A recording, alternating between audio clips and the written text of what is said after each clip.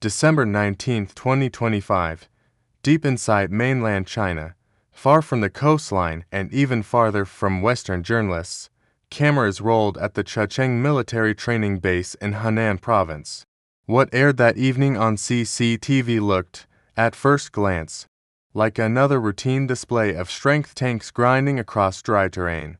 Amphibious units charging simulated beaches, officers barking commands with rehearsed precision. But this broadcast was not meant for the Chinese public, it was meant for Washington, to an untrained viewer. The footage blended into the endless stream of military propaganda that great powers have always produced, yet to analysts inside the Pentagon, this video was something else entirely. It was a warning disguised as an exercise, a strategic communique delivered not through diplomats, but through doctrine. The key detail was not the weapons, it was not the scale, it was not even the coordination, it was the map. The opposing force, the so-called Blue Force, was unmistakably modeled on the United States military. That alone was not unusual. What was unprecedented was where the simulated conflict took place. The operational theater was not Taiwan, not the South China Sea, not even the Western Pacific. The scenario depicted a full-spectrum amphibious campaign in the Gulf of Mexico, the Caribbean Sea, and along the southern coastlines of the United States. For the first time in modern history, a rival superpower was publicly rehearsing a war not on America's periphery, but on its doorstep. The simulation assumed something even more unsettling, that Chinese forces had already secured logistical footholds throughout the Caribbean basin, supply hubs, refueling points, maritime infrastructure quietly converted from commercial use into strategic assets. From those positions, the distance to Florida or Texas was no longer measured in weeks or months, it was measured in hours. This was not a fantasy scenario, it was not a political stunt, it was a deliberate signal, broadcast in high definition. The message was brutally simple. The age in which the United States could project power outward, without fear of retaliation at home, is over. For more than a century, America fought its wars far from its own shores. Now, China was demonstrating that geography itself was no longer on Washington's side. And with that single broadcast, the map of global power quietly shifted. For over 100 years, the United States has enjoyed a privilege no other empire in history ever truly possessed: strategic invulnerability at home, while European powers bled on their own soil. While Asian empires rose and fell under constant external pressure, America fought its wars an ocean away. The Western Hemisphere was not merely territory, it was a buffer, a strategic depth that insulated the American homeland from the chaos of great power conflict. This protection rested on a single, unspoken assumption: no rival great power would ever establish a meaningful foothold in Latin America or the Caribbean. That assumption shaped every American doctrine, from the Monroe Doctrine to the Cold War to the post-World War order. The Caribbean Sea was treated as an internal waterway. Central America was the connective tissue of American logistics. South America, while politically turbulent, remained firmly within Washington's gravitational pull. As long as this remained true, the United States could afford to fight wars in Asia, the Middle East, or Europe without fearing retaliation at home. But that assumption is now dead. The Chinese military simulation broadcast from Checheng was not an act of imagination, it was an acknowledgement of a reality that has already taken shape on the ground. When American naval forces move from the Atlantic to the Pacific to counter a crisis in East Asia, they must pass through a series of geographic choke points, most critically the Caribbean Sea and the Panama Canal.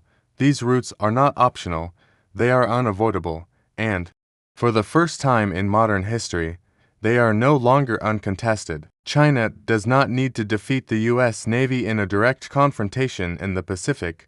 Such a battle would be costly, unpredictable, and potentially catastrophic for both sides. Instead, Beijing has identified a far more efficient strategy: containment through geography and logistics. If American carrier groups and supply fleets can be delayed, monitored, or disrupted before they ever reach the Pacific, the balance of power in Asia shifts automatically.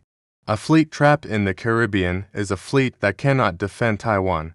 A fleet slowed at the Panama Canal is a fleet that arrives too late. This is the strategic logic behind China's sudden interest in the Western Hemisphere. It is not about ideology. It is not about exporting communism.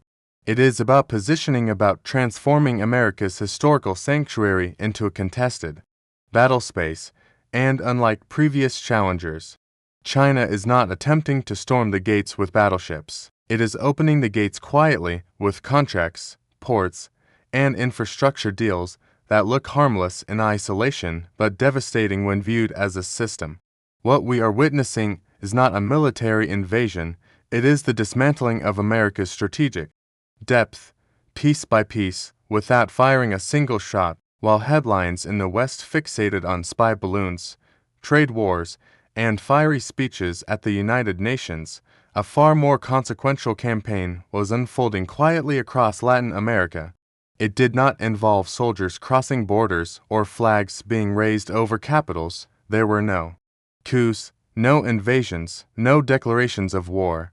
There were contracts. In the early 2000s, Beijing made a strategic decision that would fundamentally reshape the balance of power in the Western Hemisphere. Rather than confronting the United States directly in its own backyard, China would outgrow it. Rather than challenging American influence militarily, it would make that influence economically irrelevant. This was not improvisation, it was long-term statecraft. Today, China is the largest trading partner for South America, having overtaken the United States with stunning speed. Even when Mexico and Central America are included regions once considered untouchable American economic territory, the gap continues to narrow at a rate that defies historical precedent.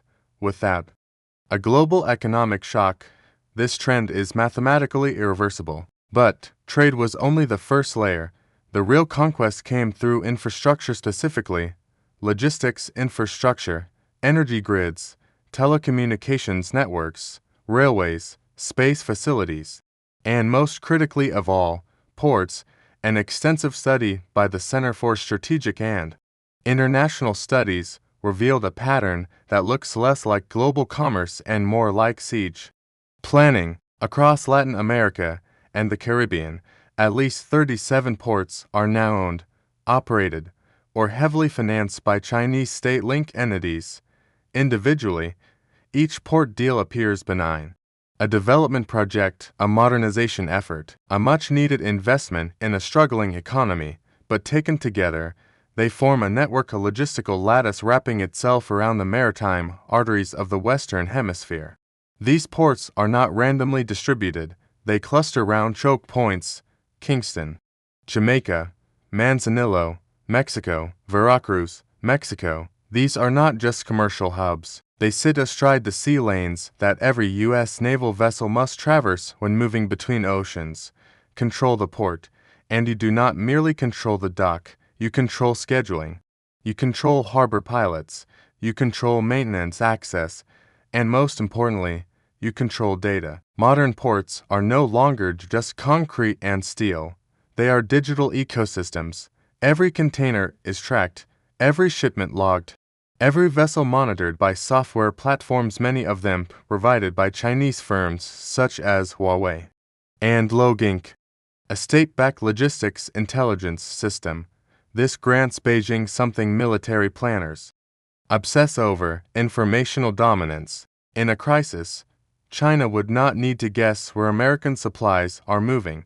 It would already know the timing, the destination, the volume mapped in real time.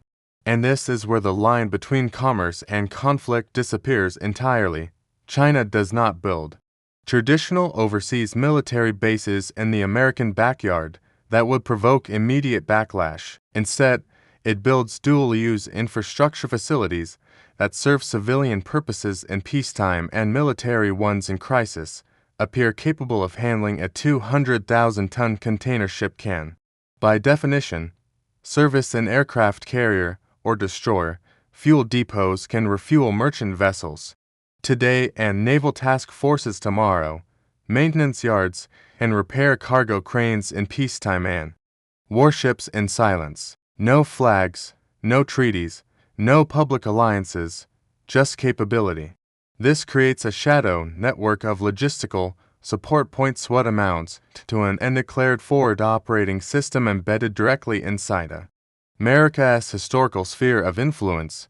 The People's Liberation Army Navy does not need to announce its presence. It can arrive quietly, under the cover of commercial agreements signed years earlier, and the danger escalates further when commercial shipping itself becomes a weapon.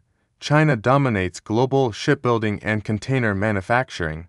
Intelligence assessments have confirmed the development of containerized missile systems crews. Missiles concealed inside standard 40-foot shipping containers. These systems can be loaded onto civilian freighters, transforming ordinary merchant ships into mobile strike platforms.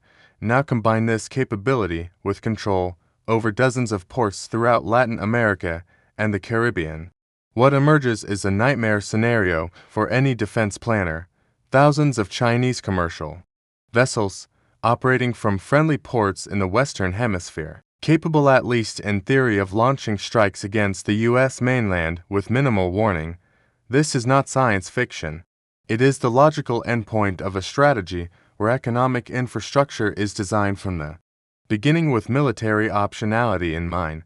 China has not invaded America's backyard. It has moved in quietly, bought the keys, and installed the wiring long before anyone noticed the doors were closing. To understand how China embedded itself so deeply into Latin America, it is a mistake to view this as a sudden or accidental development. This relationship did not begin in the 21st century. It is the modern expression of connections that stretch back hundreds of years. Long before the United States emerged as a global power, as early as the 16th century, the Manila galleon trade route linked imperial China to Spanish America. Mexican silver flowed west across the Pacific in exchange for Chinese silk, porcelain, and manufactured goods. This was one of the first truly global supply chains in human history. And it tied East Asia to Latin America in ways that Europe often overlooks. In the 19th century, after the abolition of slavery, hundreds of thousands of Chinese laborers were brought to Cuba, Peru, and across the Caribbean. They worked the sugar plantations, dug guano mines, and built railways that became the backbone of national economies.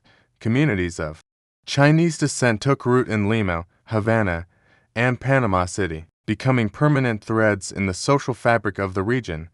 But, for most of the 20th century, these ties remained cultural rather than strategic. China was poor, inward-looking, and geopolitically marginal. The political turning point came in 1972. Following Richard Nixon's visit to Beijing, Latin American countries began shifting diplomatic recognition from Taiwan to the People's Republic of China. At the time, this was largely symbolic. Beijing had little money, little leverage, and few concrete incentives to offer. That changed in 2001.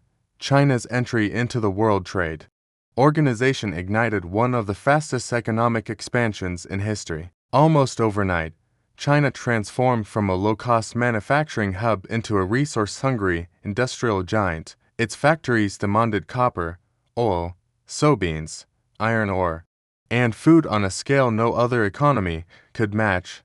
Latin America had exactly what China needed. In the year 2000, less than 2% of Latin America's exports went to China. The region remained firmly anchored to the United States and Europe.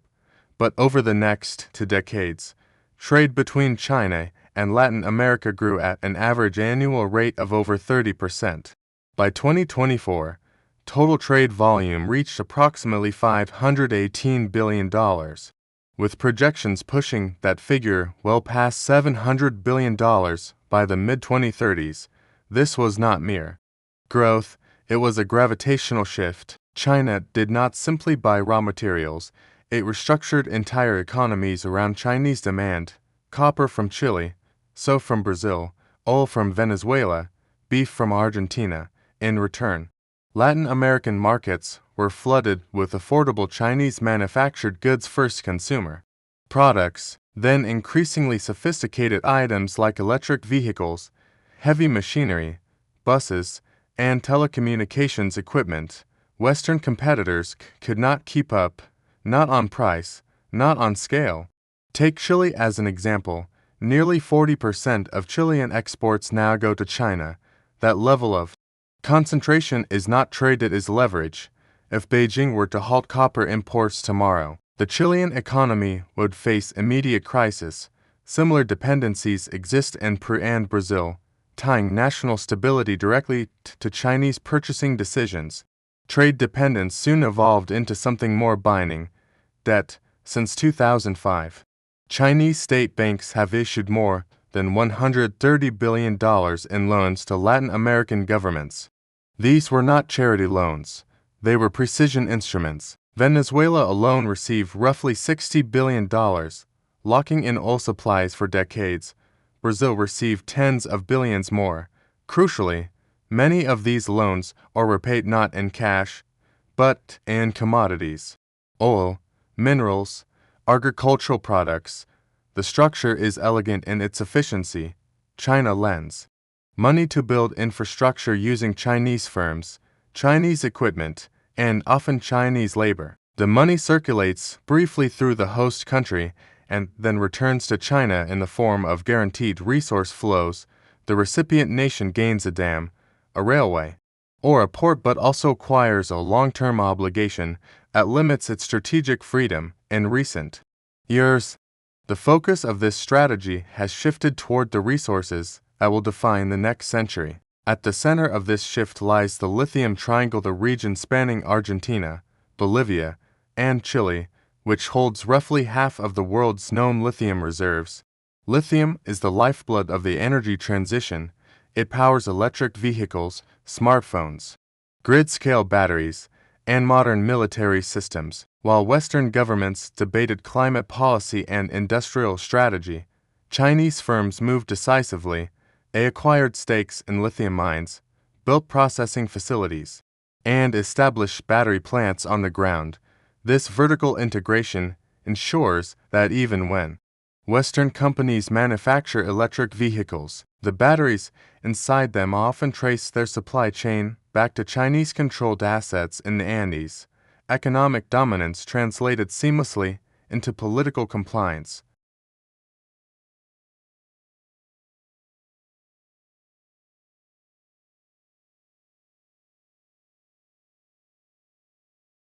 Latin America and the Caribbean were once Taiwan's last diplomatic stronghold. One by one, those ties have been severed through infrastructure deals and financial inducements.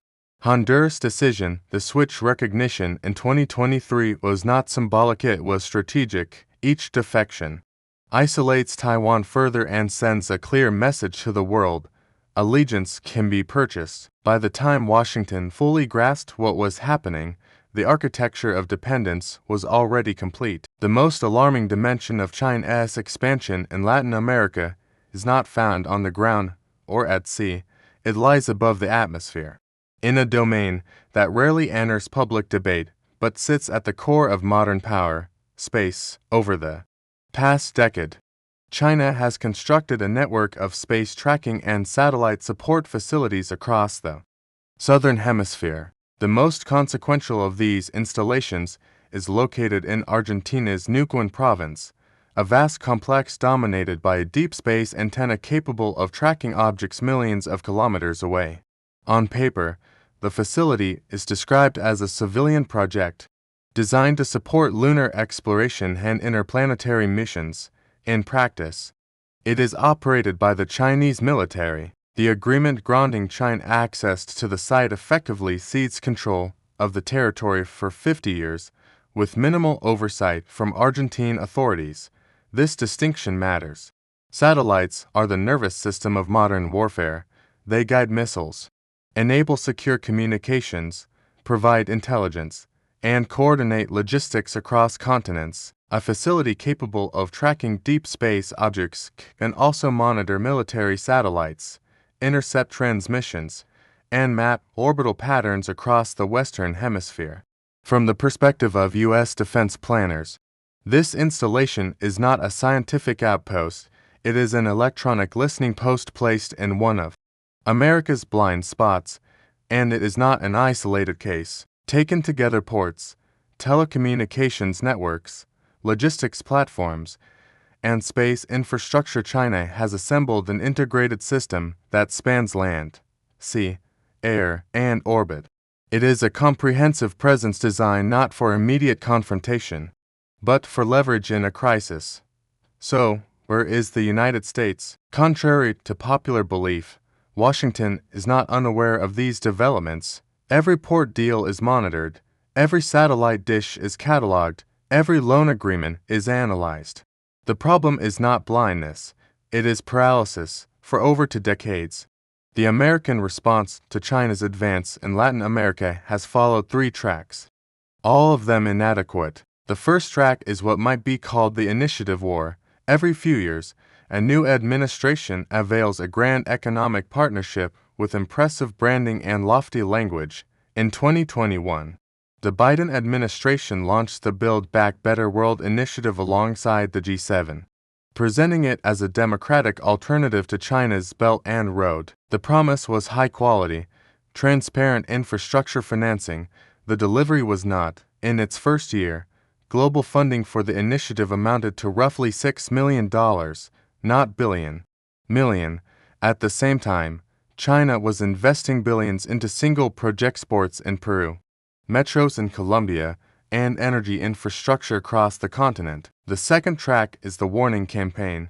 American officials have spent years traveling through Latin America, cautioning governments about debt traps, espionage risks, and the long-term consequences of Chinese involvement. The campaign against Huawei exemplifies this approach.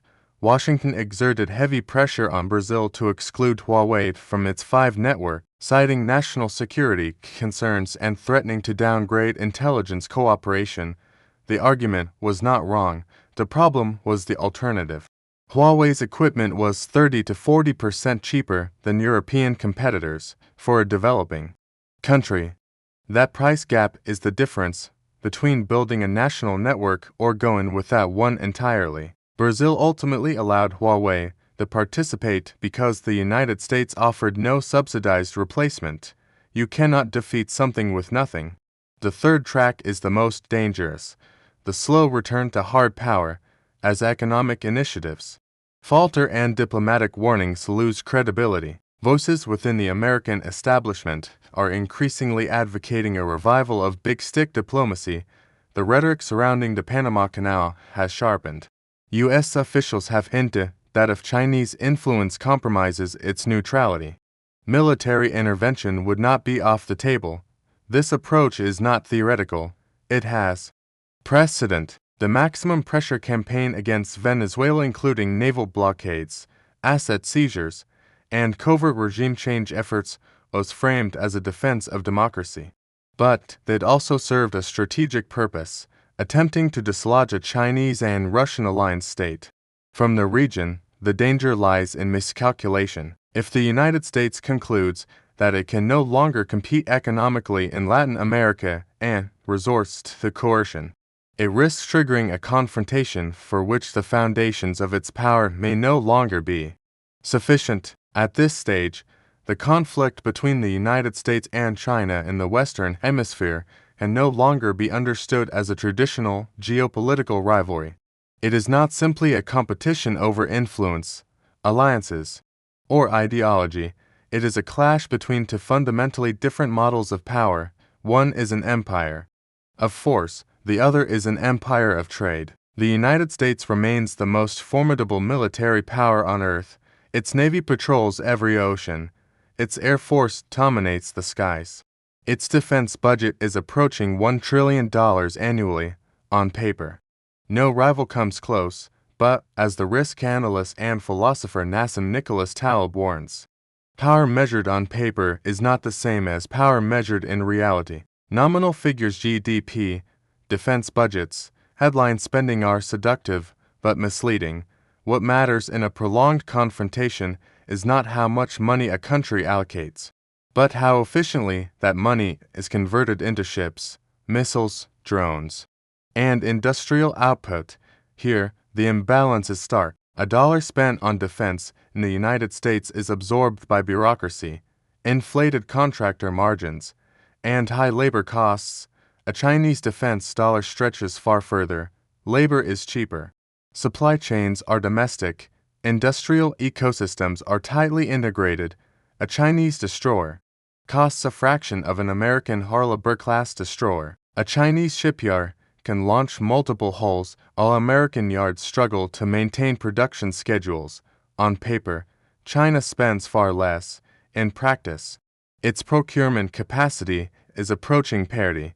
This is the metric that matters. In a short, decisive conflict, technological superiority can still dominate, but in a prolonged struggle, one defined by attrition, logistics, and replacement, industrial capacity becomes destiny.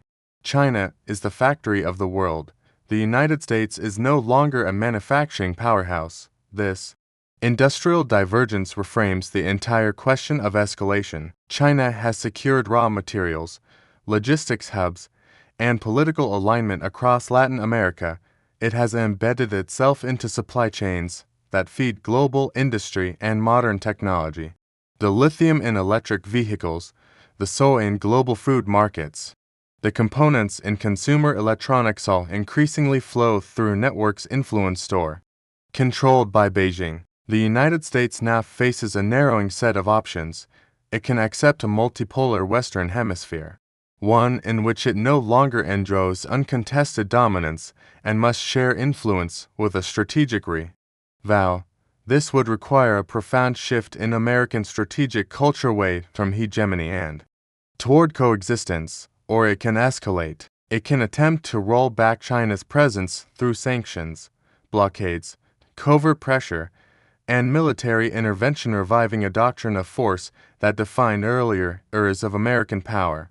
But this path carries extraordinary risk. It assumes that military supremacy alone can compensate for decades of economic neglect and industrial hollowing. History offers a sobering lesson. Empires rarely collapse because they are conquered outright. They collapse because they become too expensive to maintain, too slow to adapt, and too dependent on tools that no longer match the structure of the world around them. China is betting on infrastructure, trade, and time. The United States is betting on deterrence, force, and legacy advantages. The war games broadcast from deep inside China were not a prediction of immediate conflict. They were a trailer glimpse of a future shaped less by battles and by balance sheets, supply chains, and industrial output. The question is no longer whether China has entered America's backyard. It has. The real question is whether the United States can still afford the empire it built. Which bet would you take?